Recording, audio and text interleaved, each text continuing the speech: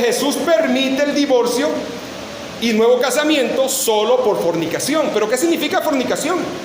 Porque nosotros entendemos, actualmente nosotros hablamos de fornicación para referirnos a las relaciones sexuales prematrimoniales, gente soltera, y adulterio a las relaciones sexuales extramatrimoniales, con una persona que no es mi esposa, con una persona que no es su esposo.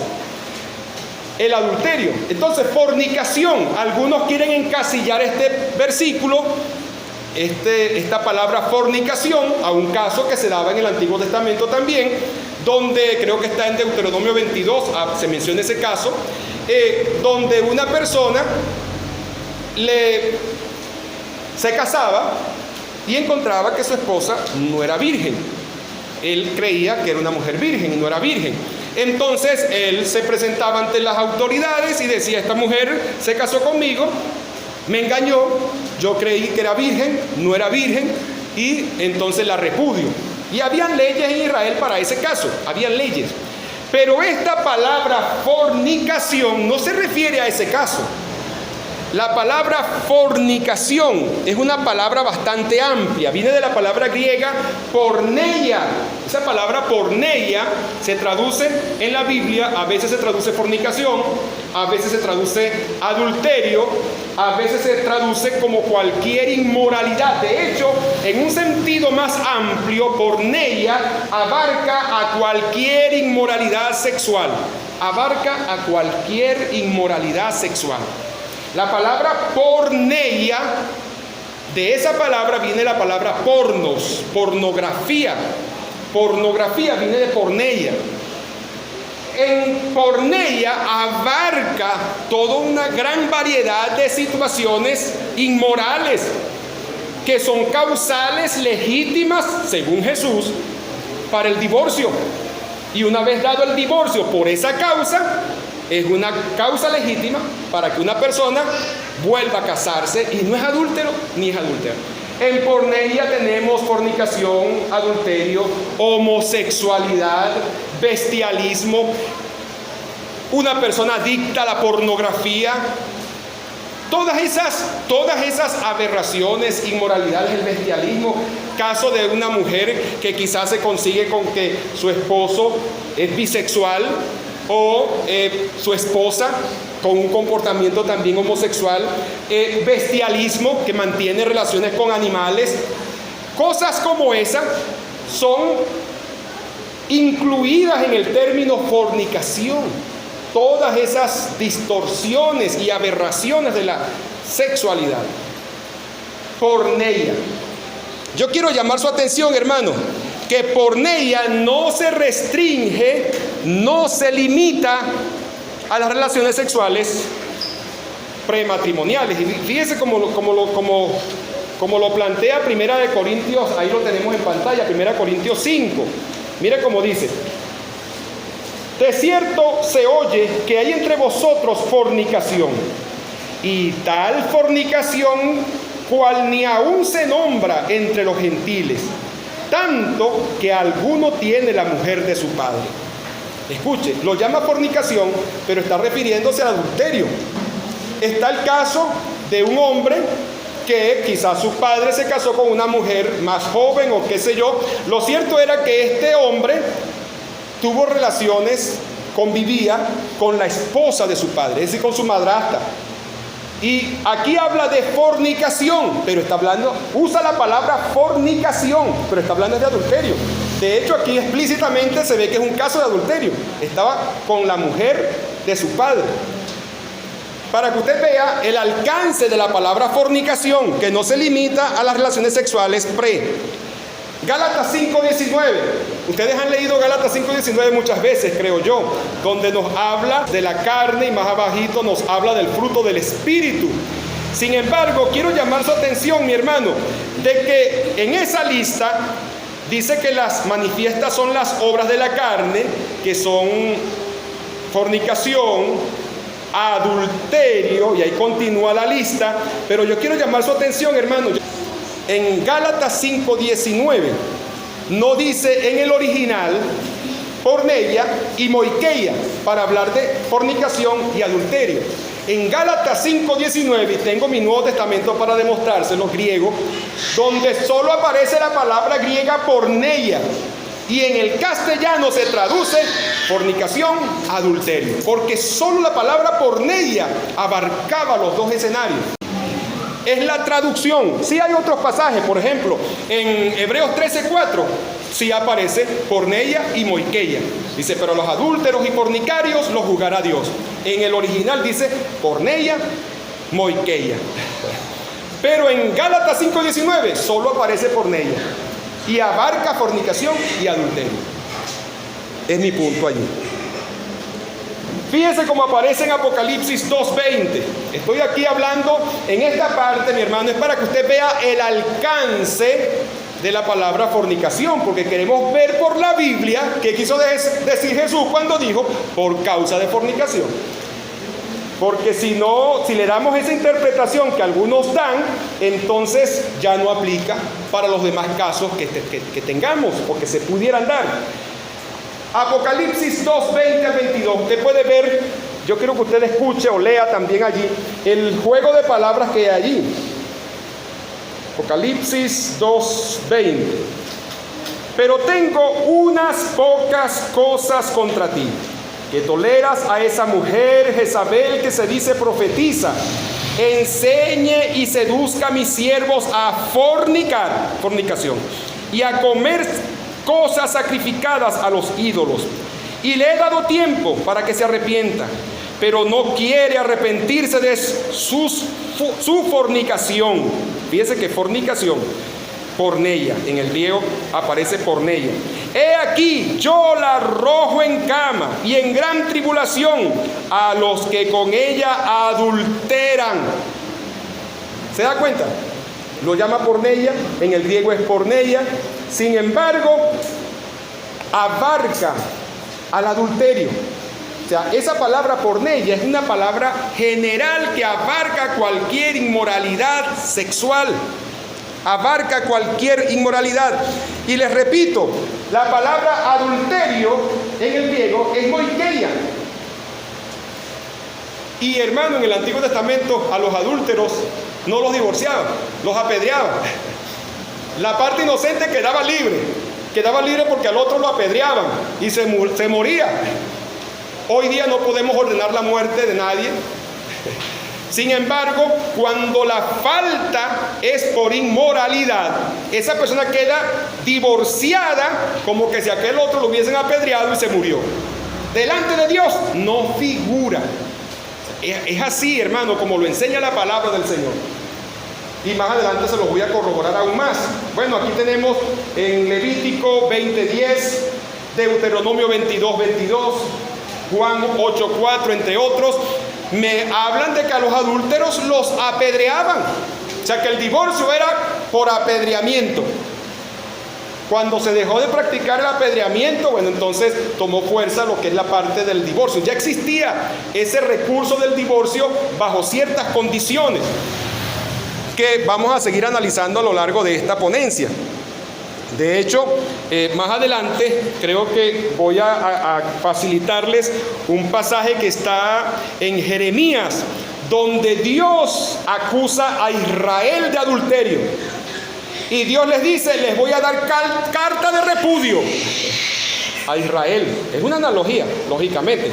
Pero hermano, en cierta forma le dio carta de repudio, porque se casó con la iglesia.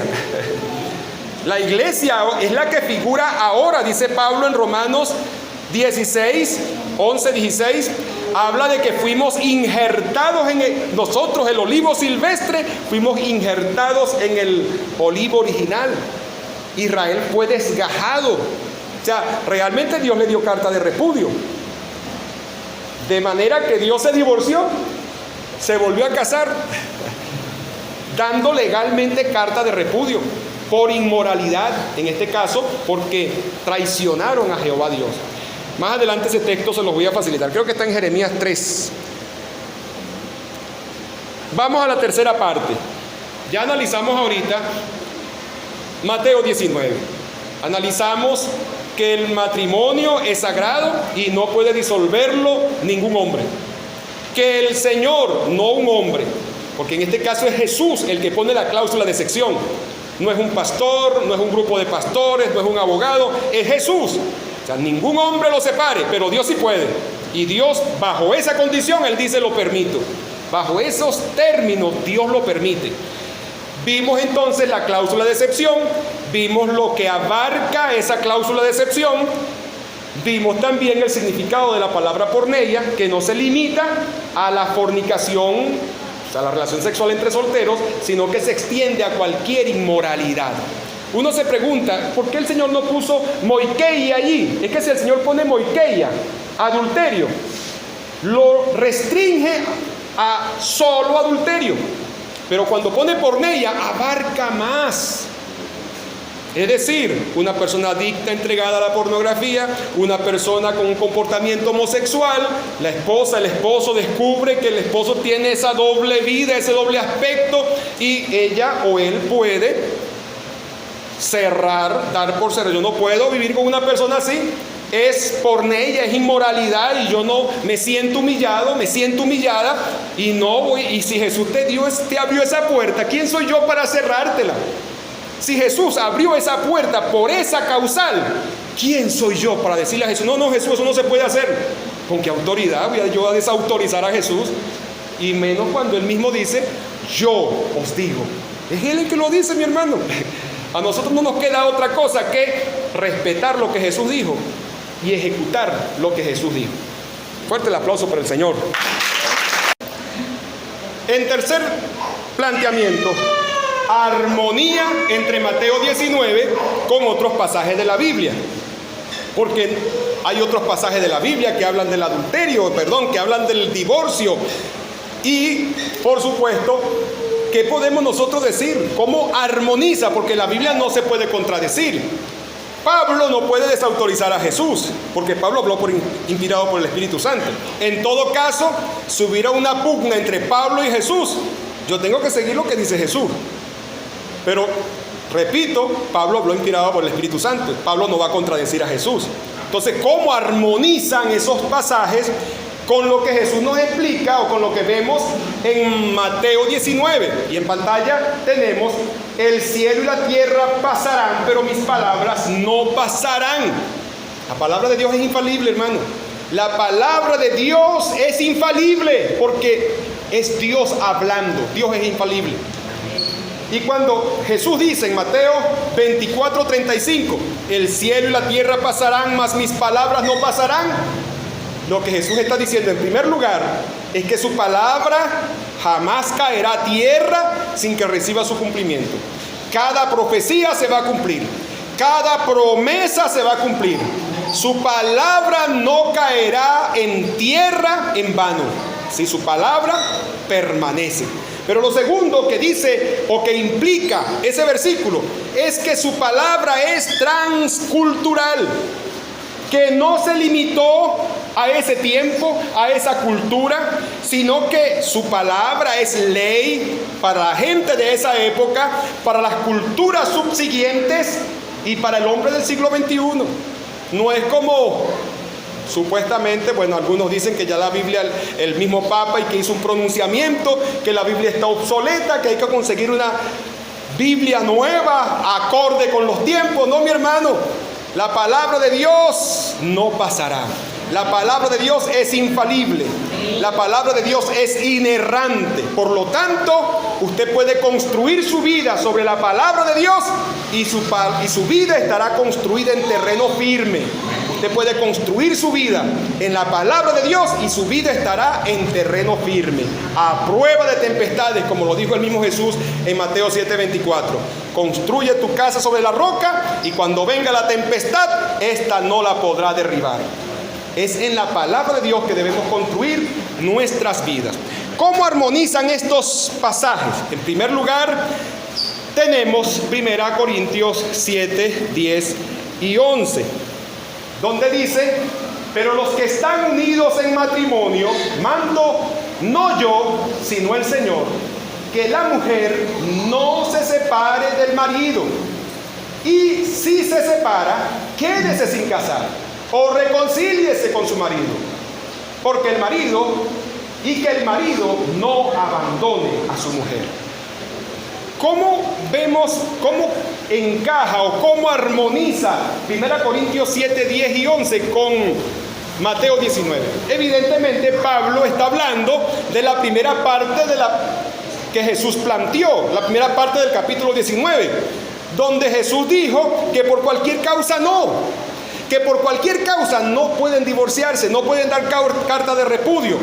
Es en esa cláusula que Pablo dice, mando no yo, sino el Señor. Eso lo explicó el Señor. ¿Dónde? En Mateo 19. En Marcos 10. Esto no lo digo yo, esto lo dijo el Señor. Que la mujer no se separe del marido. Y si se separa, quédese sin casar. O reconcíliese con su marido. Si alguien se separa por cualquier causa. Imagínese una persona que diga, bueno, somos incompatibles. Nos las pasamos en una pelea, hemos ido a consejería, hemos buscado mil y una forma.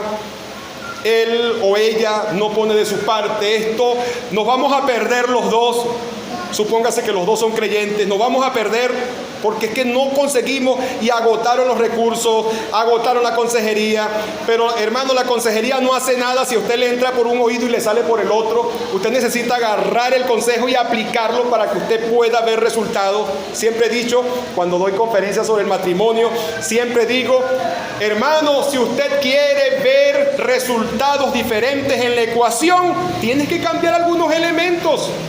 O sea, tú no puedes esperar un resultado diferente en la ecuación haciendo las cosas de la misma manera. Tienes que cambiar algunos elementos, cambiar tu forma de tratar a la esposa, cambiar tu compromiso, ella cambiar también, hacer cambios. Y cuando hacemos cambios alineados a la palabra de Dios, entonces vemos resultados en nuestro contexto matrimonial. Repito, llegaron a un callejón sin salida y dicen, vamos a separarnos. Ok. Pueden separarse. Pablo dice en Corintios 7:10 que pueden separarse. Pero, como eso es por cualquier causa que ellos tienen, que no es inmoralidad, que no es infidelidad, sepárense, pero quédense sin casar. Quédense sin casar. ¿Por qué? Porque el matrimonio es irrompible. Lo que Dios unió, ningún hombre lo puede separar. Alguien que se separa por cualquier causa y se casa con otro, se separa por cualquier causa, se divorcia legalmente, pero ante Dios sigue casado, y al casarse con otro está en adulterio. Entonces Pablo dice, quédese sin casar o reconcíliese con su marido. Vuelvan a intentarlo, vuelvan a ponerle corazón a esto, a ver si esto funciona, porque es con él y es con ella cuando es por cualquier causa. Hermano, cuando los apóstoles escucharon eso, yo creo que ustedes vayan a Mateo 19 otra vez. Los apóstoles entendieron esto. Lo que Jesús les estaba respondiendo, los apóstoles entendieron eso. Y ellos dijeron, mire la reacción de ellos, versículo 10, Mateo 19. Porque analizamos hasta el versículo 9. Miren cómo dice el versículo 10, escuchen. Y le dijeron sus discípulos, si así es la condición del hombre con su mujer, no conviene casarse. Entonces él les dijo, no todos son capaces de recibir esto, sino aquellos a quienes es dado. Pues hay eunucos que nacieron así del vientre de su madre, y hay eunucos que son hechos eunucos por los hombres, y hay eunucos que asimismo se hicieron eunucos por causa del reino de los cielos. El que sea capaz de recibir esto, que lo reciba. Cuando los discípulos escucharon la respuesta que Jesús le dio a los fariseos, que el matrimonio, lo que Dios separó, lo que Dios unió, ningún hombre lo separe, que por cualquier causa no puede dar carta de repudio, entonces ellos comprendieron de que estaban realmente amarrados a esa mujer, estaban amarrados a ese hombre. Y los discípulos dijeron, bueno, si así es la condición del hombre con la mujer, oye, no conviene casarse, no conviene, es una cosa demasiado. Ellos lo vieron. ¿Y qué dijo Jesús? Bueno, muchachos, vamos a ver cómo suavizamos eso. ¿Eso fue lo que dijo Jesús? No. Mire, hay eunucos que nacieron eunucos. Ese hombre que no tiene la posibilidad de tener contacto, relaciones sexuales. Hay eunucos que fueron hechos eunucos por los hombres. Había casos de, por decir, reyes que tenían su harén de sus esposas, sus mujeres, y los hombres que custodiaban a las esposas del rey los castraban. Eran eunucos, eran castrados, de manera que ellos no pudieran enamorar ni tener intimidad con las esposas del rey. Los que cuidaban las esposas del rey, los que atendían las mujeres del rey, eran eunucos. Capados, hermano, como lo decimos popularmente acá. Ahora, dice, hay eunucos, hechos eunucos por los hombres. Y hay eunucos que se hicieron eunucos a sí mismos por causa del reino de los cielos. El caso de una pareja. Estamos en una situación de conflicto, en una situación, hemos acudido a consejería, o él no pone en práctica, o ella no pone en práctica, y se nos ha hecho cuesta arriba, y nos vamos a perder. Si Cristo viene y nos consigue así, vamos a perdernos.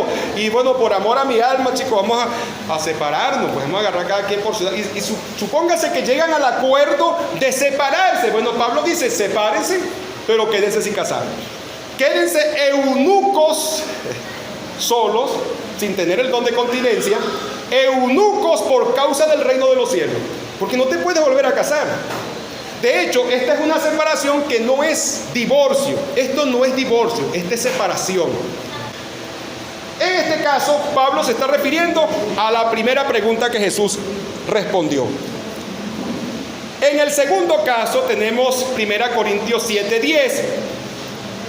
Hay otro pasaje donde habla de la persona que tiene un esposo o esposa inconversa. Pero a los que están unidos en matrimonio, mando no yo, sino el Señor, que la mujer no se separe del marido. Del 7. Ok. Y se separa, quédese sin casar, o reconcíliese con su marido. Y que el marido no abandone a su mujer. Y a los demás, yo digo, no el Señor. Y cuando él dice, yo digo, no el Señor, debo subrayar, porque acuérdense que Pablo hablaba inspirado por el Espíritu Santo, y es palabra de Dios. Cuando él dice, yo digo, no el Señor, es una nueva revelación, es decir, una revelación que no la trató Jesús en Mateo 19, una revelación que el Espíritu Santo nos la da aquí en Corintios 7. O sea, no está en el análisis de Mateo 19, pero ahora Pablo, inspirado por el Espíritu Santo, da una nota complementaria. Si algún hermano tiene mujer que no sea creyente y ella consiente en vivir con él, no lo abandone. O sea, tenemos el caso de una persona que tiene un esposo inconverso. Está el caso del que está de acuerdo. No importa, tú puedes ser cristiana, tú puedes ser cristiano, y le respeta. El Señor dice al cristiano o a la cristiana, no te divorcies por eso, no te separes por eso. Convive con tu esposo, convive con tu esposa, gánatelo para Cristo. Pedro, en 1 de Pedro 3, explica que debe ganárselo, debe procurar ganárselo. Mi hermano, pero tenemos el caso de personas, o sea, mira, bueno, elige entre el evangelio y yo, porque la verdad, yo no quiero vivir con un evangélico. Yo no quiero vivir con una evangélica. Y lo pone a elegir. Bueno, el Señor dice que en ese caso pueden proceder al divorcio, y es otra causal que permite. Esto no lo explicó Jesús en Mateo 19, por eso que dice, no lo dice el Señor en Mateo 19, pero lo está diciendo el Señor a través del apóstol Pablo en esta ocasión.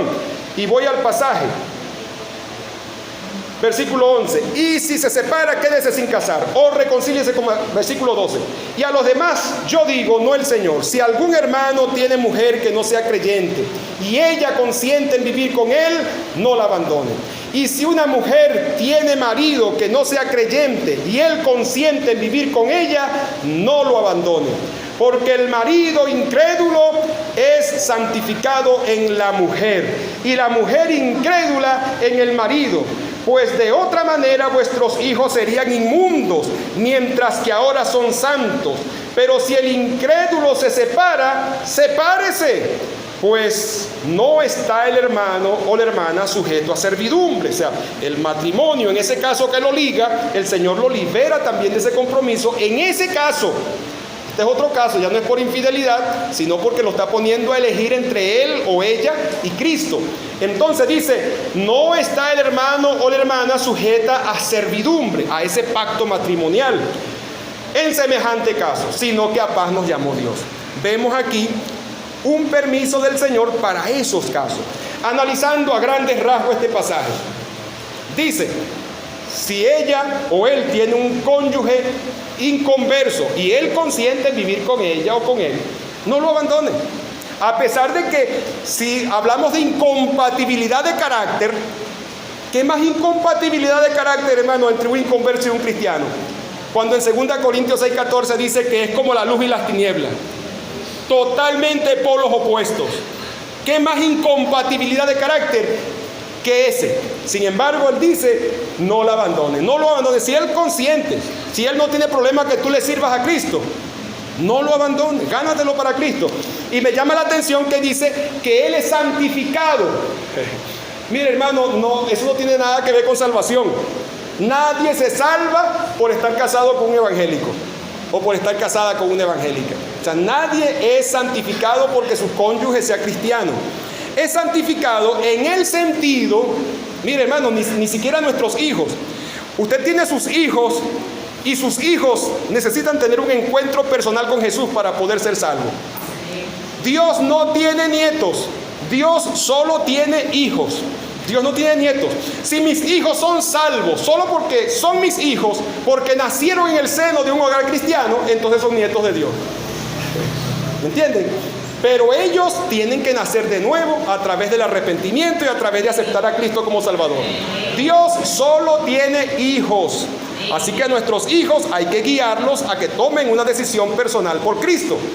El esposo inconverso no puede decir, soy santificado, o sea que puedo vivir una vida mundana, hacer todas las cosas y soy santificado cuando estoy con mi esposa. Qué bello. Y soy salvo entonces, porque soy santificado. No, hermano, eso no tiene nada que ver con eso. Lo que quiere decir es que es puesto aparte para un trato especial de Dios con él. Y muchas veces en respuesta a las oraciones del creyente por su cónyuge, hay un trato especial de Dios por estar involucrado con un hijo suyo, una hija suya, y porque su hijo ora por él, ora por ella, y hay un trato especial. En el Antiguo Testamento dice que el cordero que ponían aparte para sacrificarlo, eran santificados. Y no era que el cordero se portaba mejor. No, el cordero a lo mejor se portaba igualito de rebelde que los demás corderitos, pero era santificado porque había un propósito especial, era puesto aparte, había algo especial. Bueno, muchos esposos inconversos de verdad no es que se portan mejor, a veces le ponen empeño en complicarle la vida al creyente o a la creyente, según el caso. Pero Dios tiene un trato especial con esa persona, a causa del cristiano. Eso es lo que significa eso. Lo otro es, si quizás harás salvo a tu esposo, si quizás harás salva a tu esposa. Bueno, lo que quiere decir es eso, que te lo puedes ganar para Cristo, se puede convertir al Señor y a través de ti puede ser salvo. Muchos casos hay así, hermano. Gente que fueron terribles y después ahora dan testimonio. Yo sé que le puse la vida de cuadrito a esa mujer, pero esa mujer me ganó para Cristo. Es mi madre espiritual, dicen algunos. Gloria al nombre de Jesús.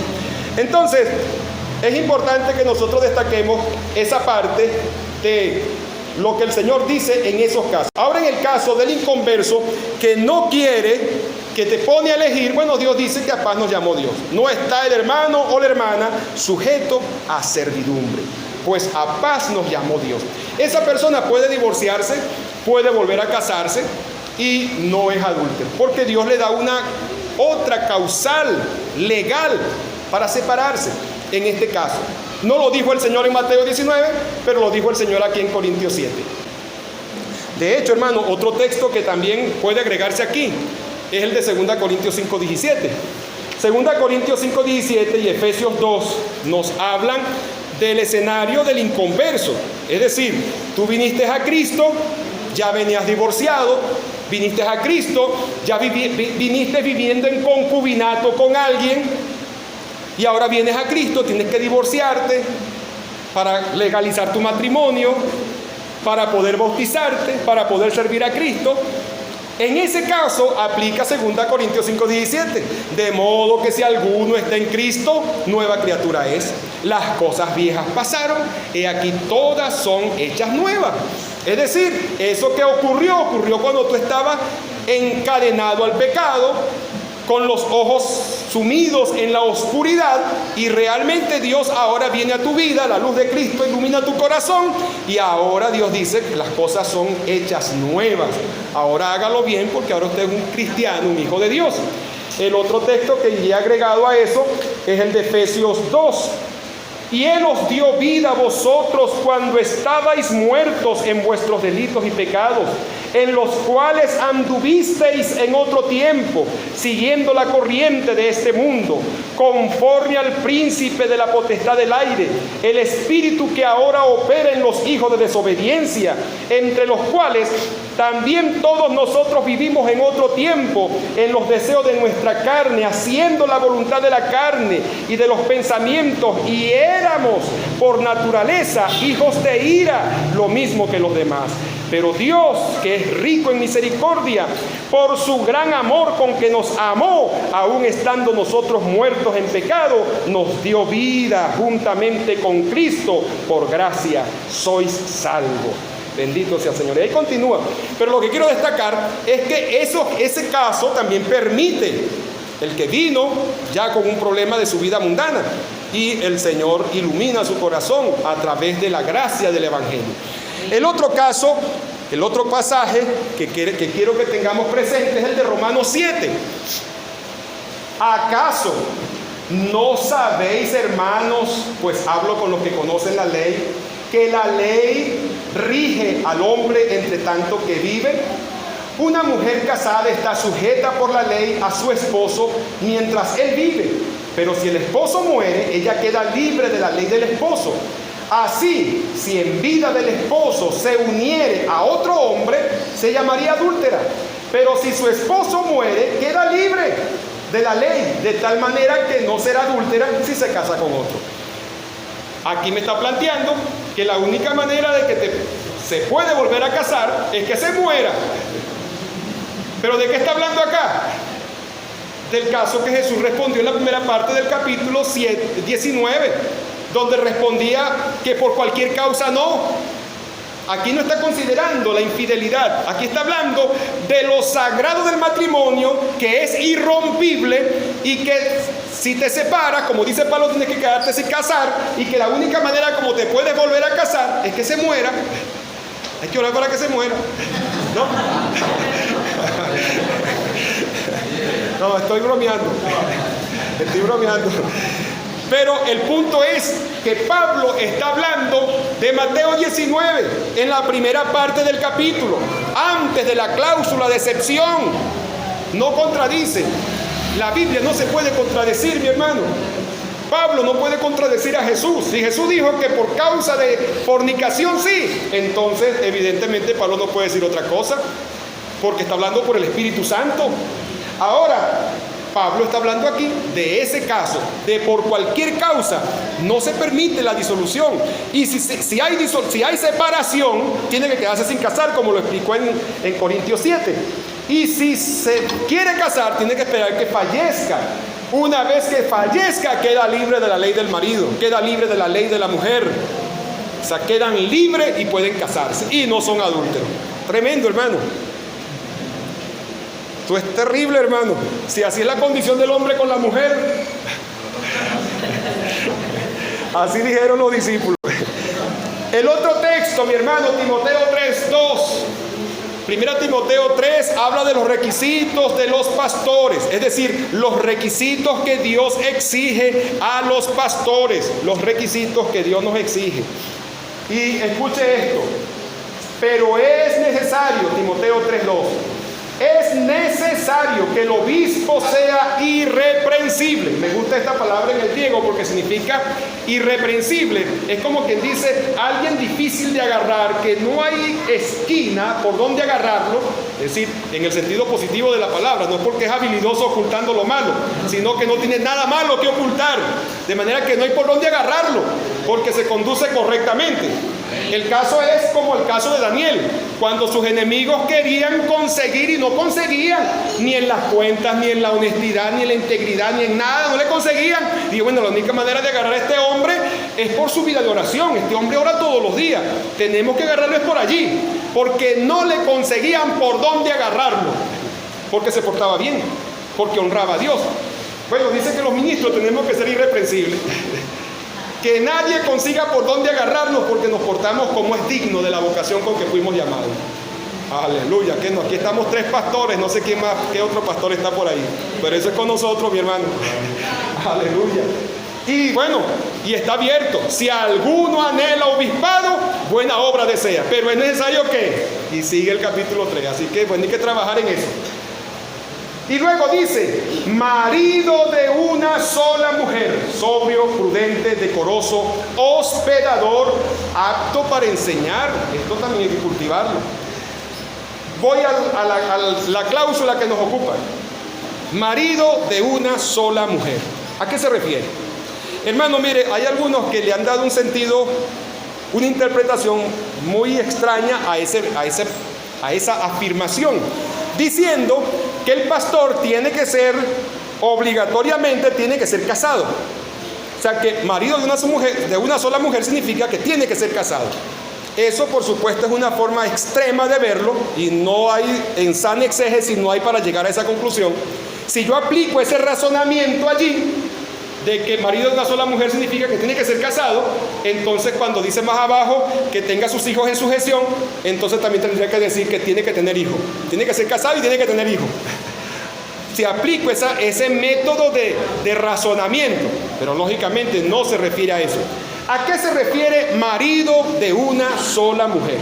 En primer lugar, que no sea un polígamo.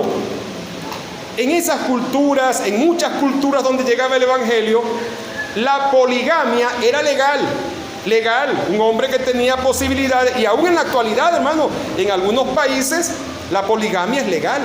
Un hombre puede casarse con tantas mujeres como pueda mantener. Tiene plata para mantenerlas, tiene plata para cumplir con su deber, él puede casarse. Hay países donde eso es legal. Bueno, imagínese, el evangelio llega a un sitio, se entrega al Señor una persona que practica la poligamia, es legal en las leyes de los hombres, pero en las leyes de Dios, en el diseño original del matrimonio, no es legal, no es correcto. ¿Sí me captan el punto? Entonces, bueno, lo que está diciendo es que ni los cristianos, por supuesto, y mucho menos los ministros pueden ser polígamos, pueden tener varias esposas, aunque sea legal en el país donde esas personas viven. En primer lugar, hace referencia a la poligamia. En segundo lugar, hace referencia al recasamiento.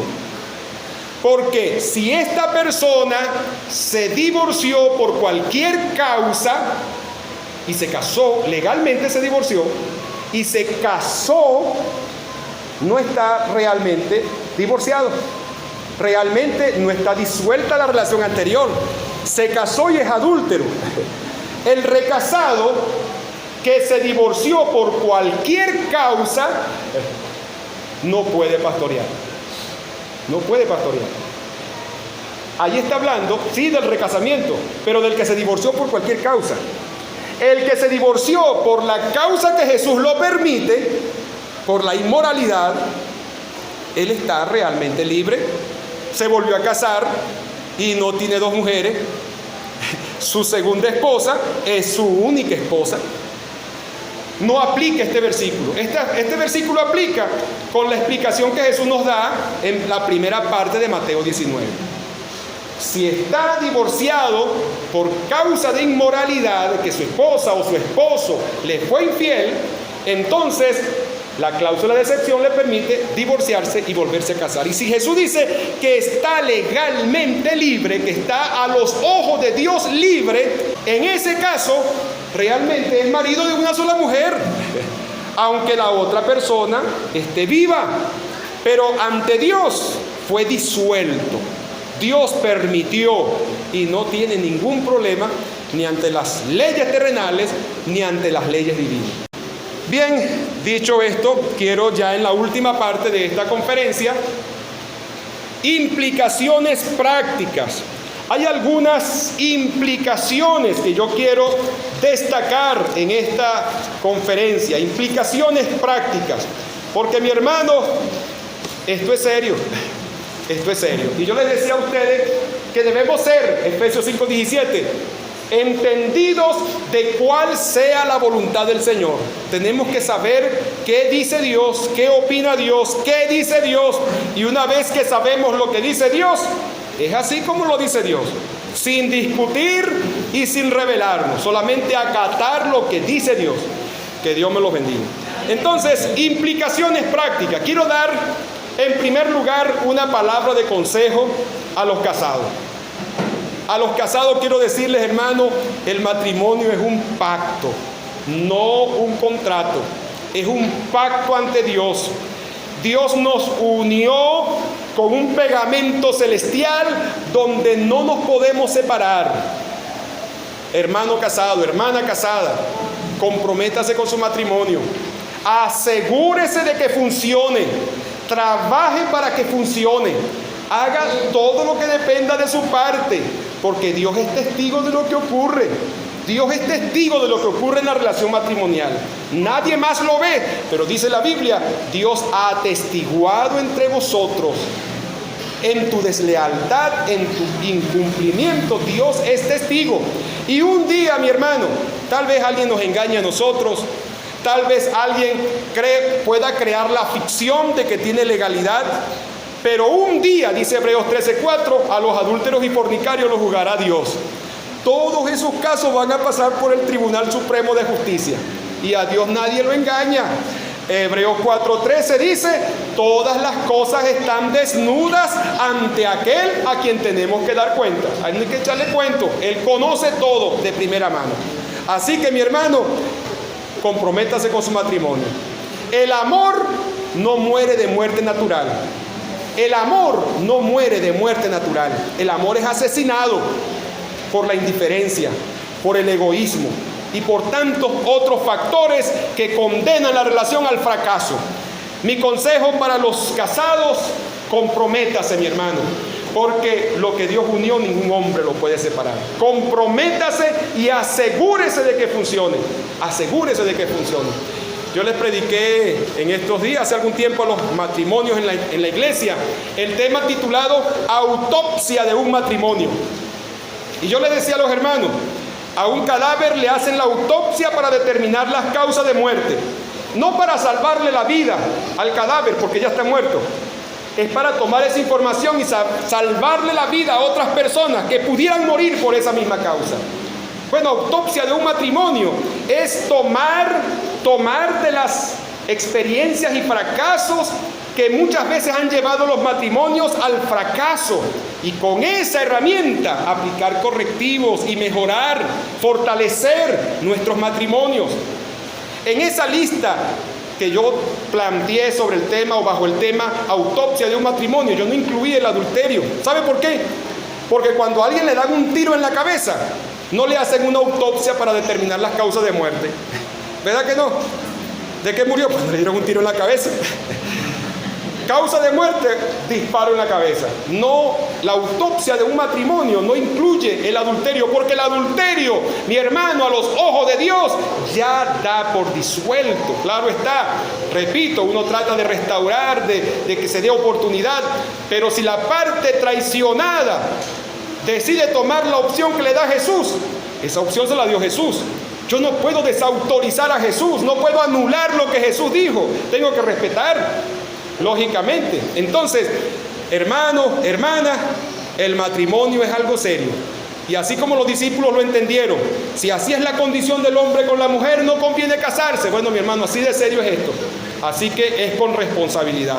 Asegúrese de que su matrimonio tenga éxito. Una palabra a los solteros que están aquí presentes. Quiero decirle, mi hermano, mi hermana, vea bien que esto es serio, es hasta que la muerte nos separe.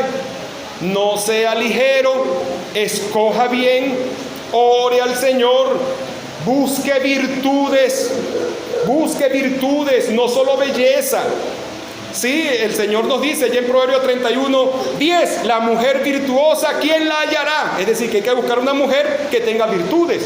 En Proverbios 26, hombre de verdad, ¿quién lo hallará? Hay que buscar hombre, la mujer debe buscar un hombre de Dios piadoso que tenga virtudes. Un hombre de verdad, que respete a Dios. Si respeta a Dios, te va a respetar a ti. Si honra a Dios, te va a honrar a ti.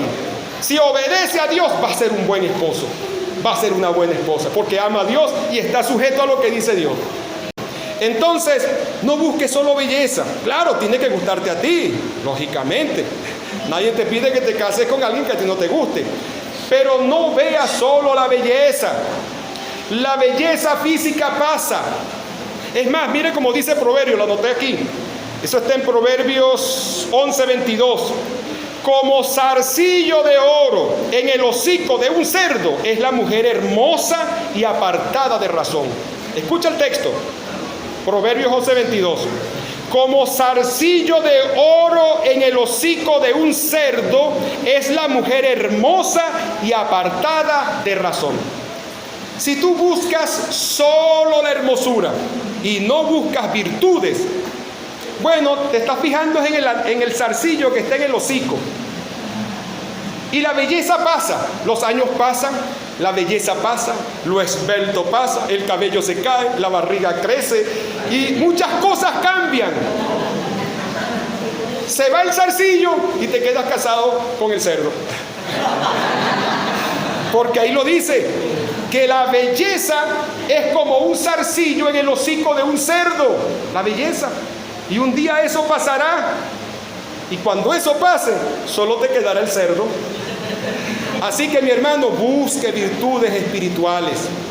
Una gente que ame a Dios, que respete a Dios. Es importante, hermano soltero, hermana soltera. El matrimonio es serio. Prepárese, estudie, asista a conferencias en la iglesia donde pastoreo, hermano. Yo no oficio ningún matrimonio sin darles primero consejería prematrimonial. Yo les doy enseñanza prematrimonial. ¿Por qué? Porque mi hermano, yo prefiero invertir tiempo en ellos ahorita, que están enamorados y que están dispuestos a hacer todo lo que uno les dice. Ahorita, enseñarlos para que no fracasen y tengan éxito.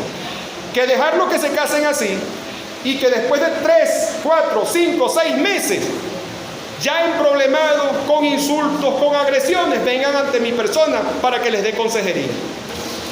Ya en 6 meses, cuando están peleados, insultados, que se ofendieron, que ofendieron a la familia, ya no tengo el mismo escenario bueno para hacer un buen trabajo. De manera que es requisito allá los que presentan su noviazgo, que se les da su tiempo. Una vez que se hace oficial, que ya es fecha de matrimonio, se les da consejería prematrimonial, se les da un material para que lo estudie, hay unas sesiones y sin eso no hay bendición pastoral. Sin eso no autorizo pues ese matrimonio como tal. ¿Por qué? Porque queremos que haya éxito en ese matrimonio. Y en tercer lugar, una palabra a los divorciados. No sé si aquí hay personas que tienen esa condición y tal vez conocen a personas que tienen esa condición. Como fuere, en primer lugar quiero decirle que si usted se casó por una causa que no es legítima, tienes un problema. Si se divorció por una causa que no es legítima. Si se divorció por una causa que es legítima, es decir, usted puede alegar que realmente hubo infidelidad, hubo inmoralidad. Si ese es el caso, entonces tienes una causal bíblica. Y hermano, aún así, ponga la concha de tortuga, ponga el cuero grueso, porque te van a cargar siempre con ese señalamiento y con ese ataque. Pero a los ojos de su conciencia, usted sabe que tiene el permiso de Dios. Yo estoy hablando acá de lo que dice la Biblia. Muchos otros no van a respetar lo que dice la Biblia. Muchos otros te van a señalar y te van a atacar. Pero usted debe estar claro a los ojos de su conciencia que el Señor lo permitió bajo estas condiciones especiales y que usted no tendrá un problema cuando los adúlteros y fornicarios vayan. Tú no vas en ese grupo, porque tú no estás en ese grupo, porque tú estás con un permiso, un salvoconducto que el Señor te dio. Es importante, además, hermano, que está divorciado, que está divorciada, agarre de las experiencias pasadas. Porque tal vez, aunque hubo infidelidad, tal vez en algún sentido creaste las condiciones para que se dieran las cosas.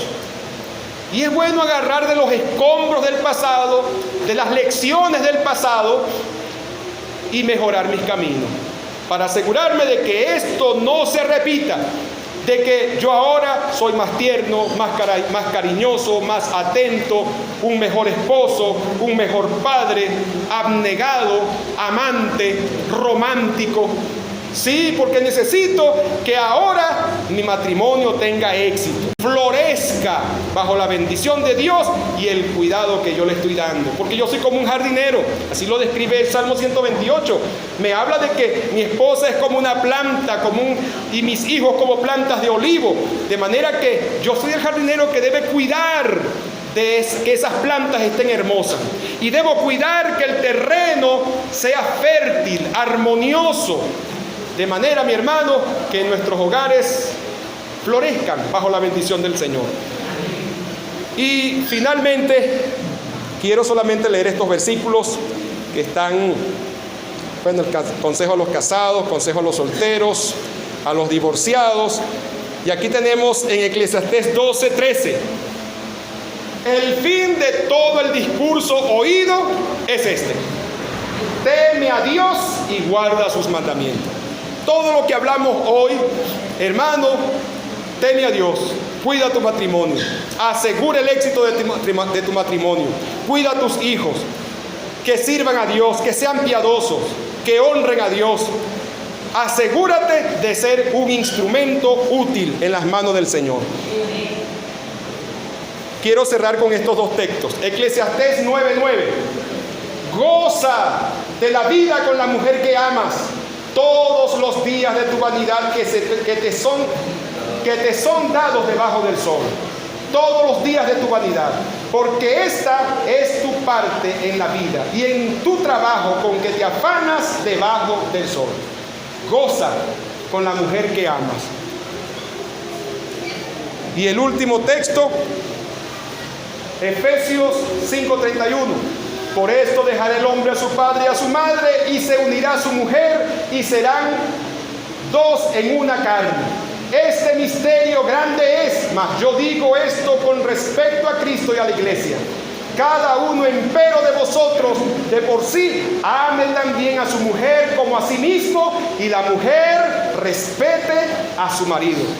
Reverencie, dice esa versión más apegado al original. De hecho, yo siempre le digo, muchos esposos presentan al esposo y dice, le presento a mi señora. Yo nunca he escuchado a una mujer que diga, le presento a mi señor.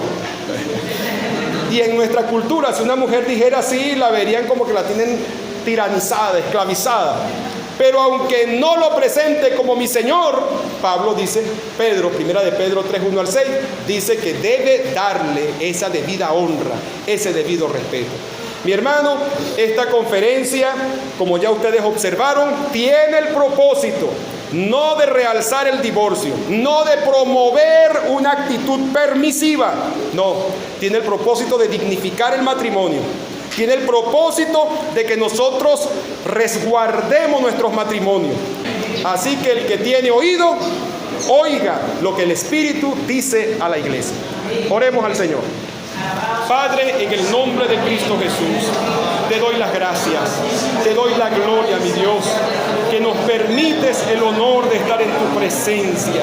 Te pido en el nombre de Cristo Jesús, que tú obres en nuestras vidas, que nos ayudes, Señor, a ser oidores y hacedores de tu palabra.